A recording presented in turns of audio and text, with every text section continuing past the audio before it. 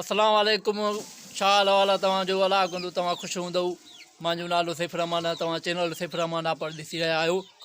जेके बि मुंहिंजा ॿिया टॉपिक हुआ उहे कुल उर्दू में हुआ। अॼु जेको आहे सो सिंधीअ में हुयो। इन जे करे सिंधीअ में ई टाइटल कयो आहे असां, छो जो जेको हीअ असांजो ॾाॾो आहे इन खे उर्दू घटि ईंदी आहे। इन खां असां कुझु सिंधीअ बारे में पुछंदासीं, असांखे ॿुधाईंदो ऐं उहो तव्हां ॿुधंदव। असां हे त असांखे जे हिन ॻोठ खे ॿधे खे पौणी 200 वरियो गुज़री चुको आहे ऐं 1936 में मुंहिंजी पैदाश आहे। 1936 में मां ॼाओ हा, ॿुधी न। 1942 में मां चङो टबर रहां जेके तव्हां 42 वारी लेट भॻी आहे, उनजी मूंखे सॼी सांभर आहे।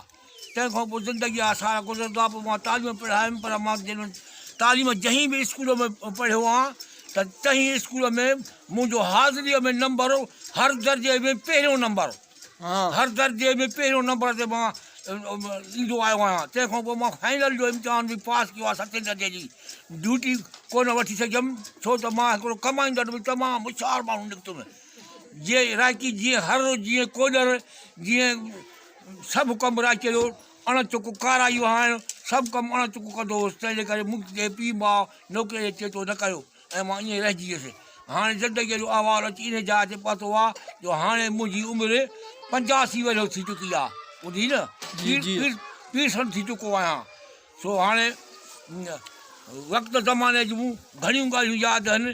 1965 में जंग लॻी, जेका जंग सदर अयूब जे ज़माने जी हुई। उन सदर अयूब जे ज़माने में सदर अयूब अहिड़ी हिंदुस्तान खे मार ॾिनी, अहिड़ी हिंदुस्तान खे मार ॾिनी जो दुनिया जूं जेके चैनल हुआ उहे खुलंदा हुआ, चवंदा हुआ त अलाए सदर अयूब काॾे उठंदो न। ईअं माठि थी वेंदी मुल्क में, 5 मिंट तक ईअं कंदी।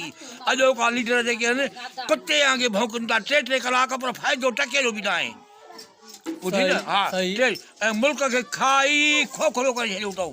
असांजे मुल्क खे जे लीडर मिलियो हो त सदर अयूब मिलियो हो, जंहिं पाकिस्तान खे पाकिस्तान दुनिया खे ॾेखारियो त पाकिस्तान मुल्क आहे। सदर अयूब खे ॿारनि खां स्कूली शागिर्दनि खां टंका कराए हुनखे लहरायूं। जेके चवनि लथो वियो त इहे लफ़्ज़ चई वियो त मां ड्यूटीअ ते लथो वञा थो, खून न कराईंदुसि, खून खां शुरू न कराईंदुमि। बाक़ी पोइ तव्हांखे मुंहिंजी घुर्ज थींदी, अहिड़ो टाइम ईंदो।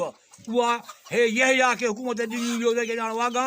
71 में जंग लॻी, जंहिं जंग में पाकिस्तान पंहिंजा हवाई जहाज़ लिकाइण शुरू कया। एतिरा मुड़ुस आयासीं की ॼाण मुल्क ते लिकाइण शुरू कया।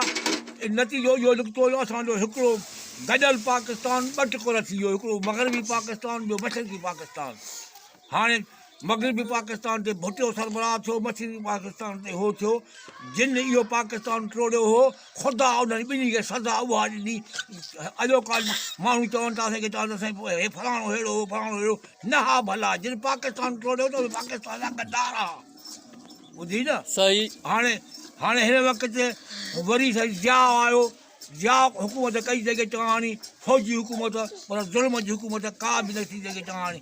वरी तंहिंखां पोइ वरी जमूरत थी। जमूरत में वरी साईं भुटे जी बादशाही, भुटे जी धीअ चढ़ी आई जेके चवनि उहा, उन हुकूमत न हलाई। वरी आयो साईं नवाज़ शरीफ़। नवाज़ शरीफ़ बि हुकूमत न हलाए सघी, मतिलबु 2 वारा उहे आया पर हुकूमत न हली। पोइ परवेज़ मुशर्रफ मार्शल आती जेके चवनि वरी हिननि खे हुकूमत में कयईं। पोइ परवेज़ मुशर्रफ बि हुकूमत हलाई, फ़ौजी हुकूमत ही, पर हुकूमत न हली मज़े जी परवेज़ जी बि। वरी मुल्क डामाडोल थी वियो, वरी जमूरत थी। वरी जेके चवनि असांजी अदलिया जेका आहे उहा बि इन्हनि कमनि में जे मुलविज़ आहे। जायो हुकूमत ॾिसे थी ओॾो अदलिया बणिजे थी। अदलिया जो कमु आहे त अदलिया रहे, ॿुधी न।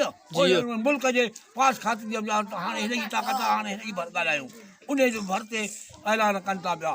हाणे जेका मुल्क हिन वक़्तु ते आयो आहे की चवनि हिकिड़ो अणपढ़ियो माण्हू ॼट खिलाड़ी, उन खे हुकूमत हथ आई आहे। हाणे उहो मुल्क जो ॿेड़ो ॻोड़े जा चाढ़े, ॿियो खणे।